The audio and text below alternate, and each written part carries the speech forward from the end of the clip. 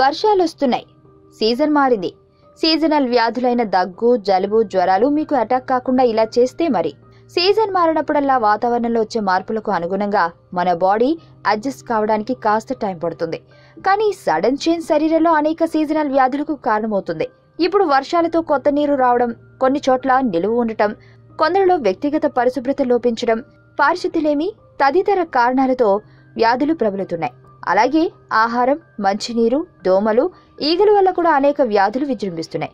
ఆహారం పరిశుభ్రత లోపిస్తే అతిసార, జాండీస్, టైఫాయిడ్ వచ్చే ప్రమాదం ఉంది. ఇక తాగునీటితో పాటు పరిసరాల్లో పరిశుభ్రత లోపిస్తే అతిసార, కలరా, టైఫాయిడ్ కారకాలైన దోమలు విజృంభిస్తాయి. దోమకాటుతో మలేరియా, డెంగ్యూ, ఈగలతో టైఫాయిడ్, ఇతర వ్యాధులు, అనూహ్యంగా స్వైన్ ఫ్లూ వంటి భయంకరమైన వ్యాధులు ఉక్కిరిబిక్కిరి చేసి ఆరోగ్యపరంగా డేంజరస్ వెదర్ ఇది. వర్షాకాలం వస్తే చాలు, అప్పటి వరకు ఎక్కడ ఉంటుందో తెలీదు, కానీ ఒక్కసారిగా వచ్చి పట్టేస్తుంది జలుబు. పెద్దవాళ్ళైతే ఏదో విధంగా తట్టుకుంటారు, కానీ పిల్లలు నీరసించిపోతారు. ఒకరి నుంచి ఒకరి వెంట వ్యాపించే ఈ జలుబు, దగ్గు, గొంతు ఇన్ఫెక్షన్ సమస్యలకు కొన్ని నివారణ సూచనలు చూద్దాం.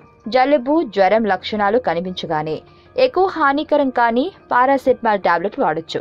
జలుబు పూర్తిగా దారికి వచ్చే వరకు రోజుకు 3 సార్లు వేడి నీళ్లలో ఉప్పు వేసుకుని పుక్కలించాలి. రోజులో కనీసం 3 సార్లైనా పసుపు లేదా అందుబాటులో ఉండే జండు బామ్ వేసుకుని ఆవిరి పడితే జలుబు త్వరగా తగ్గడంతో పాటు గొప్ప రిలీఫ్ వస్తుంది.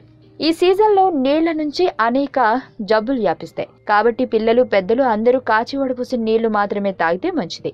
నిమ్మపండు ఈ సీజన్లో వచ్చే జలుబు లక్షణాలను త్వరగా తగ్గిస్తుంది. వేడి నీళ్లలో నిమ్మరసం, కాస్త తేనె కలుపుకుని రోజుకు 2 సార్లు తీసుకోవడం వల్ల శరీరంలో రోగనిరోధక శక్తి పెరుగుతుంది.